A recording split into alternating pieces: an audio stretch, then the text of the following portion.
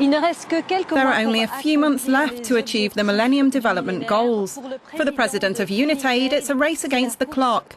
The development organisation is at the forefront of innovative financing, in particular the fight against malaria, tuberculosis and AIDS. Philippe Douste-Blazy, a former minister in the French government and president of UNITAID, is working hard, and he's my guest on The Global Conversation. Thank you very much for being with us. Thanks for the invitation. I mentioned AIDS. Eradicating the disease is one of the goals of the Millennium Development, yet it's strange because we hardly talk about it anymore. Le sida est une maladie de la pauvreté. AIDS is a disease of poverty, and if I may, I will explain what we are doing. We want to eradicate extreme poverty, which is on the increase in the world today. How is it possible to help the poorest, and with what finance, when most of the wealthy countries are more or less bankrupt? How do you ask a Greek MP, Italian, Spanish, French, even an American to donate more money? So we invented an idea which is called innovative financing, which is to take a tiny, microscopic, painless contribution, €1 per aeroplane flight, for example, and to give it to an organisation called UNITAID. You say it's painless, yet there are still a lot of countries which are reluctant. Why? Well, I don't understand. There are 194 countries and 14 have adopted this system of a €1 contribution per plane. But with that, we've been able to raise $2 billion to treat children with AIDS worldwide. 8 out of 10 child sufferers who are being treated are receiving care thanks to this idea. We'll return to this issue of innovative financing, but I'd like to look at the issue of AIDS. Because in 2013, a little more than a year ago, former French president and also founder of UNITAID, Jacques Chirac, said that thanks to UNITAID, it's possible to imagine AIDS being eradicated. Do you really think it's possible? And if so, when? It is possible, but money is needed. Every time we help the poorest, there are many people who compare it to sprinkling the desert or sand with water. But this isn't true. Look at measles. Because of the vaccine, we were able to reduce the mortality rate by 98%. We could do the same with AIDS. Let's take an example. There are 3 million children worldwide with AIDS, but only 700,000 who receive treatment because we've forgotten about them, because they are the poorest. These are children who have everything to be unhappy about. They were born with AIDS, they have a 50% risk of dying before they're 2 years old, they will become orphans, and they'll be discriminated against because they have AIDS written all over them, and they will be left on their own in their village. Well, these are the children which we want to help. Thanks to UNITAID and President Clinton's foundation, we've been able to treat 700,000, but we still have 2,300,000 to treat. This is not acceptable. It's disgraceful that humanity cannot find the money for this.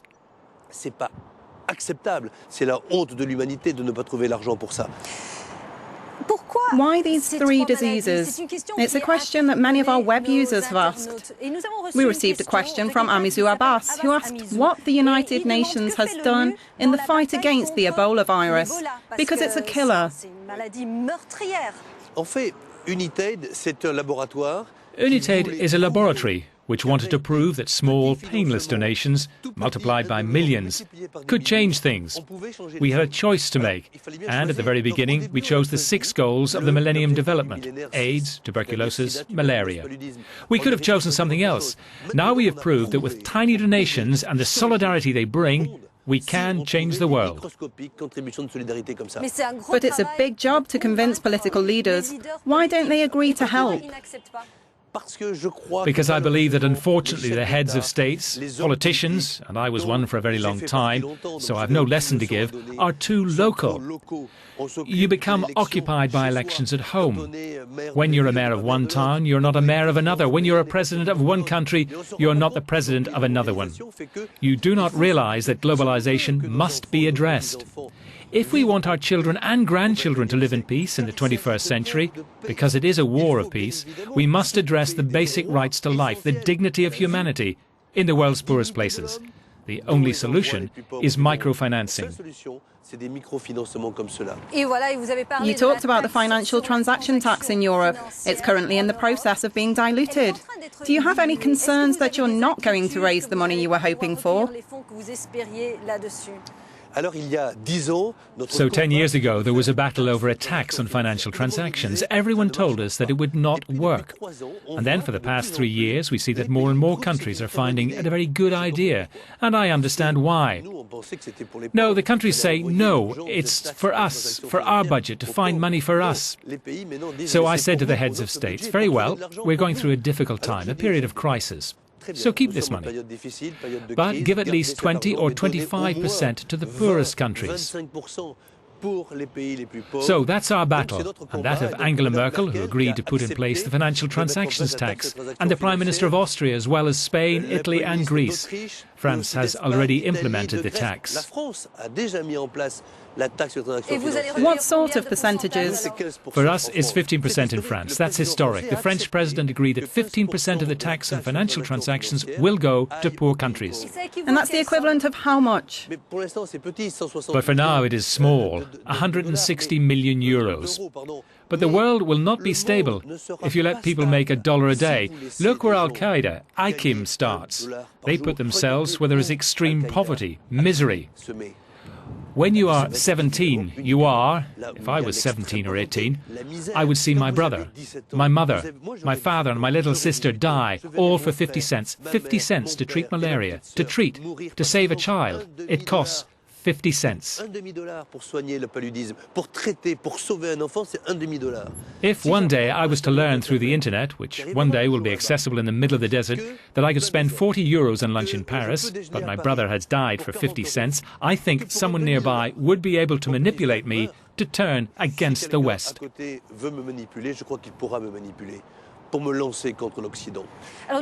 received this question, and I returned to the tax on financial transactions by a group called @Robinhood. Yes. So I remind you, Robinhood is a nickname in English for the tax on financial transactions. And this person asks, how can you ensure that this money will go to the right places? Yes, that is exactly our job. It is what I explain to various heads of states. So, we need to divide a tax on financial transactions. 15, 20, 25% hopefully will go to the poorest countries. You have to fight for that. And then I propose that we would divide it into two. For global health, in multilateral organizations such as UNITAID, such as the Global Fund to fight against AIDS, tuberculosis, malaria. And then half for the environment. You would also take a South-South tax on barrels of oil. It would be a tax that is taken directly from the country, even in Africa. Where do you stand on this? That's a discussion which I'm having with various heads of state. Can you tell us which ones? It is still too early, but I will come back to you and let you know. In the first place, it is a reality. The idea of saying that there are African countries who are fortunate enough to have extractive resources, oil, mining and gas, and then there are the others who have nothing. I thought it would be good for the state portion of the tax. You know, when you find oil in a country, there's a portion for companies and one for the state. So we could take 5, 10, 15 centimes from the state per barrel of oil, and this would help with the fight against a really serious epidemic, which affects 30% of African children. Chronic malnutrition. You've convinced me, but you talked about the globalization of solidarity, and it's saddening that people don't follow you.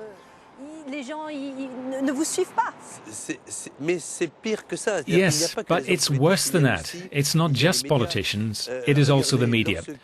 Look, when there is a bus accident in France involving children, it's awful, it's horrible. For example, 30 children will be injured or die.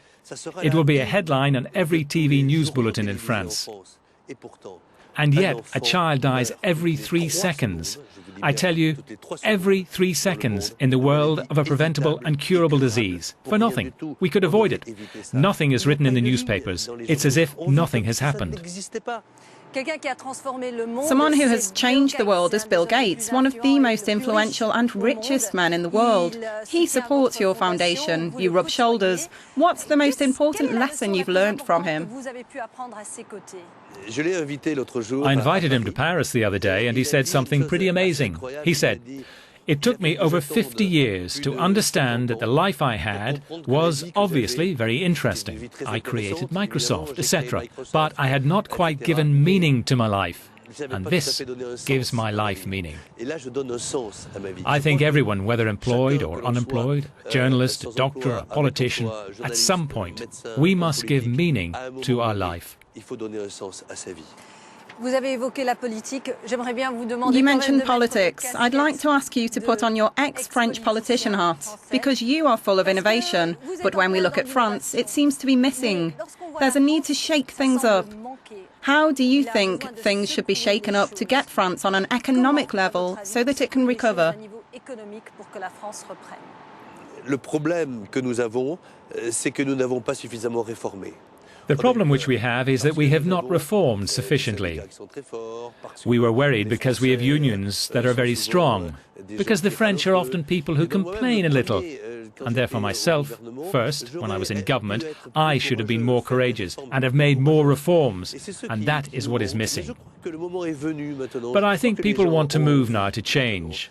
They see that countries like Spain, Greece, Italy are now, after having been hit hard, are now recovering.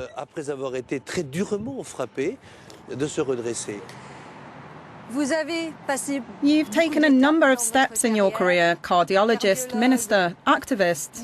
What interests me is how the various jobs, minister to activist, for example, crossed over.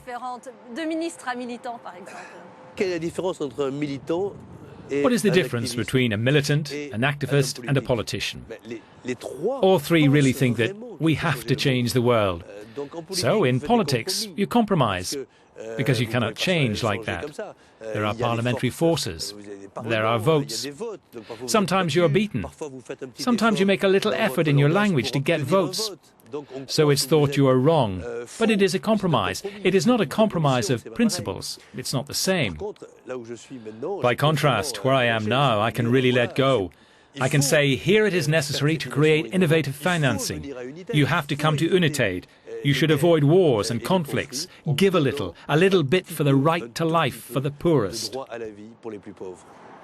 You're a passionate person who's held these different positions. So what is the next step for Philippe Douste-Blazy? The next step is to convince the heads of state we can really implement these microscopic contributions of solidarity. On plane tickets, of course, which I said can work, but on subscriptions for phones too. But why not with the private sector? I'm convinced that Apple, Google, Facebook and Twitter can invent micro-levies. Google, Facebook, Twitter, demain. We must stop this appalling speculative capitalism and return to social capitalism, to life, which is sacred. A child which is born in Bamako is as important as a child born in Paris, but the international community doesn't think so. They think that a child born in Bamako is worthless, but a child born in London, Oslo or Paris is important. But it is not true. They are the same. The challenge is there. Philippe Douste-Blazy, thank you for joining us.